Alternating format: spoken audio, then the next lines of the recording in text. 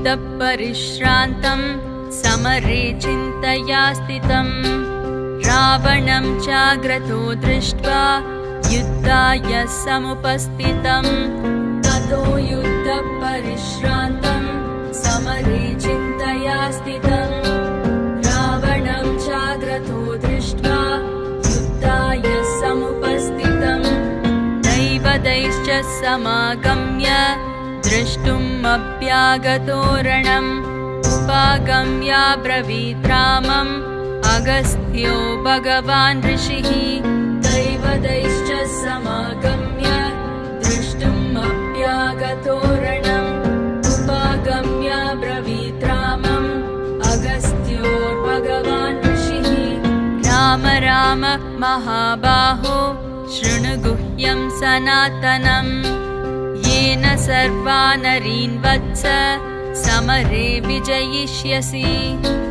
राम राम महाबाहो शृणु गुह्यं सनातनम् येन सर्वानरीन् वत्स समरे विजयिष्यसि आदित्यः हृदयं पुण्यं सर्वशत्रुविनाशनम् जयावहं जपे नित्यम् अक्षय्यं परमं शिवम् आदित्यः हृदयं पुण्यं सर्वशत्रुविनाशनम् जयावहं जपे नित्यम् अक्षय्यं परमं शिवम् सर्वमङ्गलमाङ्गल्यं सर्वपापप्रणाशनम् चिन्ताशोकप्रशमनम् आयुर्वर्धनमुत्तमम् सर्वमङ्गलमाङ्गल्यं सर्वपापप्रणाशनम् चिन्ताशोकप्रशमनम् आयुर्वर्धनमुत्तमम् रश्मिमन्तं समुद्यन्तं देवासुरनमस्कृतं पूजयस्व विवस्वन्तं भास्करं भुवनेश्वरम् रश्मिमन्तं समुद्यन्तं देवासुरनमस्कृतं पूजयस्व विवस्वन्तं भास्करं भुवनेश्वरम्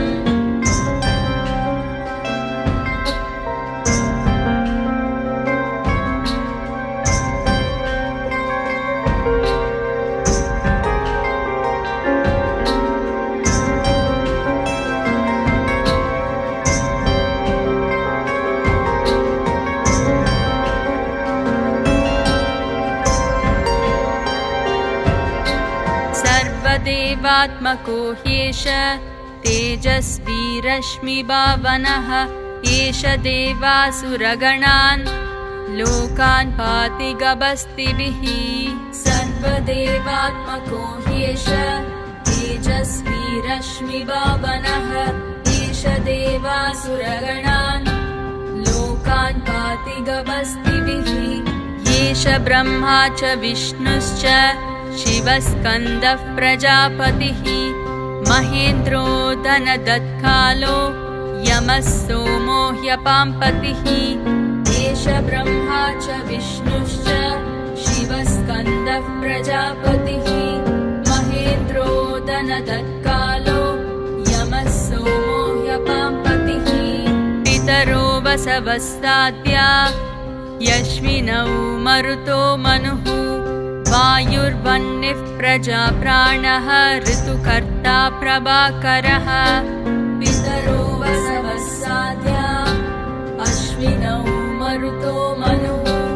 वायुर्वह्निः प्रजाप्राणः ऋतुकर्ता प्रभाकरः आदित्यः सविता सूर्यः खगः पूषा गभस्तिमान् सुवर्णसदृशो भानुः हिरण्यरेता दिवाकरः आदित्यः सविता सूर्यः खगः पूषा गभस्तिमान् सुवर्णसदृशो भानुः हिरण्यरेता दिवाकरः हरिदश्वः सहस्रार्चिः सप्तसप्तिर्मरीचिमान् तिमिरोन्मथनः शम्भुः त्वष्टा मार्ताण्ड अंशुमान् हरिदश्वः सहस्रार्चिः सप्तसप्तिर्मरीचिमान्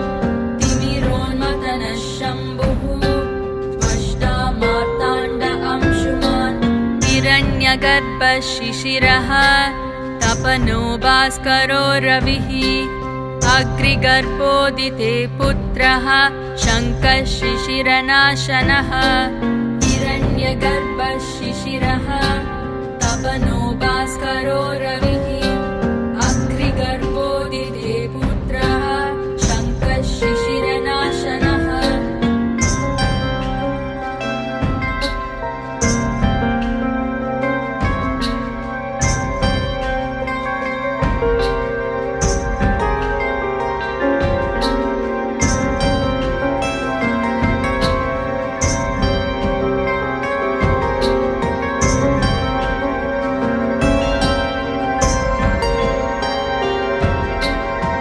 व्योमनाथस्तमो वेदी ऋग्यजुस्सामपारगः घनवृष्टिरपामित्रो विन्ध्यवीतिप्लवङ्गमः व्योमनाथस्तमो वेदी ऋग्यजुस्सामपारगः घनवृष्टिरपामित्रो विन्ध्यवीतिप्लवङ्गमः आतपी मण्डली मृत्युः पिङ्गलः सर्वतापनः कविर्विश्वो महातेजा रक्तः सर्वभवोद्भवः आतपी मण्डली मृत्युः पिङ्गलः सर्वतापनः कविर्विश्वो महातेजा रक्तः सर्वभवोद्भवः नक्षत्रग्रहताराणाम् अधिको विश्वभावनः तेजसामपि तेजस्वी द्वादशात्मन्नमोऽस्तु ते नक्षत्रग्रहताराणाम् अधिको विश्वभावनः तेजसामपि तेजस्वी द्वादशात्मन्नमोऽस्तु ते नमः पूर्वाय गिरये पश्चिमायात्रये नमः ज्योतिर्गणानां पतये दिनाधिपतये नमः नमः पूर्वाय गिरये पश्चिमायात्रये नमः ज्योतिर्गणानां पतये दिनाधिपतये नमः जयाय जयभद्राय हर्यश्वाय नमो नमः नमो नमः सहस्रांशो आदित्याय नमो नमः जयाय जयभद्राय हर्यश्वाय नमो नमः नमो नमः सहस्रांशो आदित्याय नमो नमः नम उग्राय वीराय सारंगाय नमो नमः नमः पद्मः प्रबोधाय मार्ताण्डाय नमो नमः नम उग्राय वीराय सारंगाय नमो नमः नमः पद्मः प्रबोधाय मार्ताण्डाय नमो नमः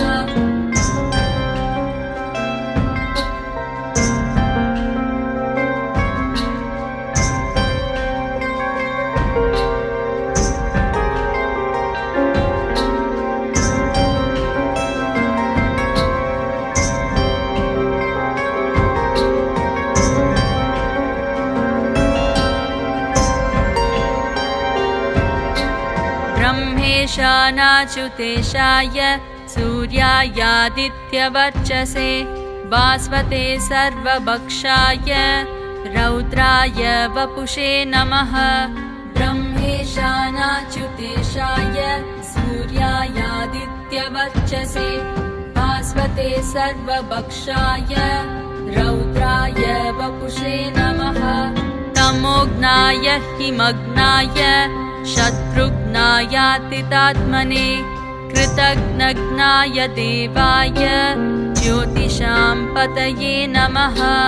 तमोघ्नाय हिमग्नाय शत्रुघ्नायातितात्मने कृतघ्नघ्नाय देवाय ज्योतिषां पतये नमः तप्तचामीकराभाय बन्धये विश्वकर्मणे नमस्तमोभिनिघ्नाय रुचये लोकसाक्षिणे तप्तचामीकराभाय बन्धये विश्वकर्मणे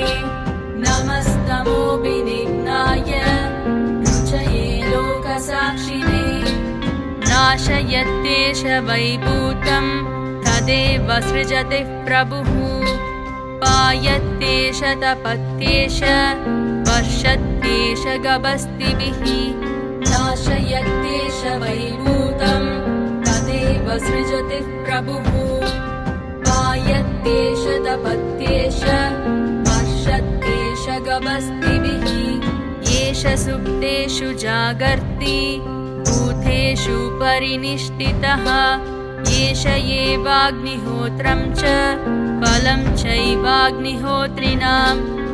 एष सुप्तेषु जागर्ति भूतेषु परिनिष्ठितः एष एवाग्निहोत्रं च फलं चैवाग्निहोत्रिणाम् वेदाश्च कृतवश्चैव क्रतूनां फलमेव च यानि कृत्यानि लोकेषु सर्व एष रविप्रभुः वेदाश्च कृतवश्चैव क्रतूनां फलमेव च यानि कृत्यानि लोकेषु सर्व एष रविप्रभुः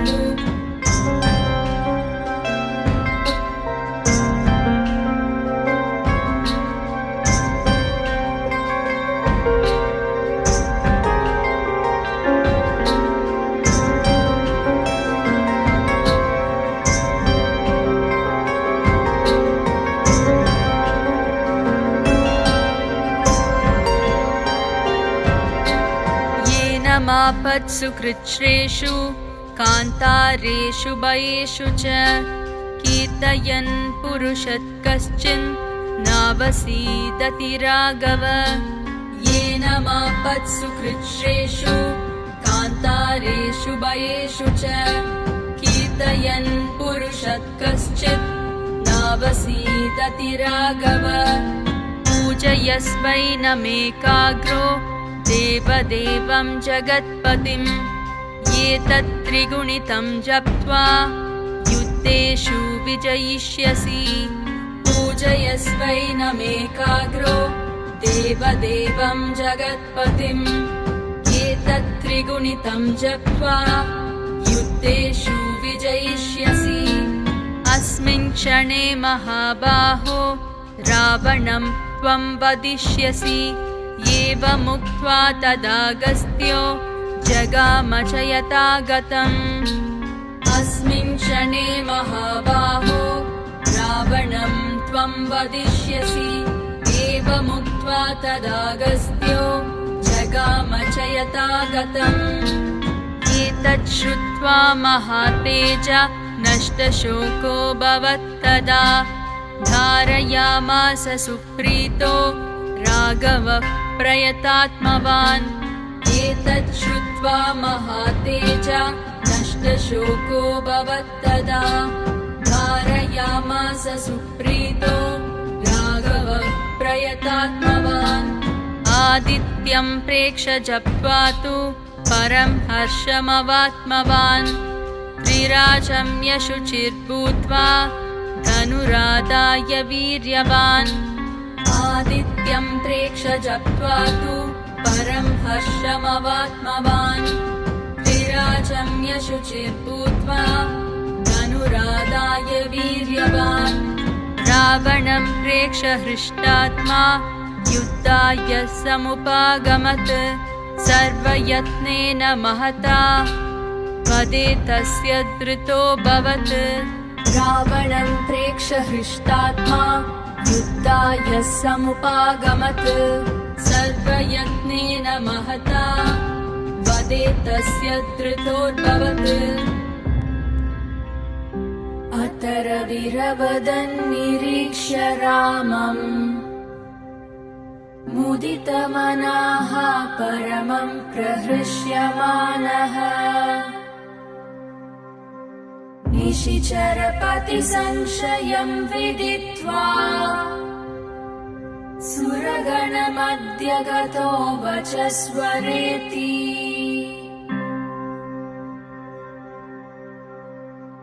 श्री आदित्यहृदयं स्तोत्रं सम्पूर्णम्